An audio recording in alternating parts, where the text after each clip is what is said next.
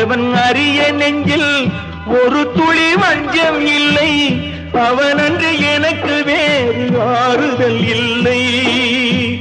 மனிதனம்மா மயங்குகிறேன், தவறுக்கு துணிந்த மனிதன் அழுவதில்லையே. தவறியும் வானம் மண்ணில் விழுவதில்லையே.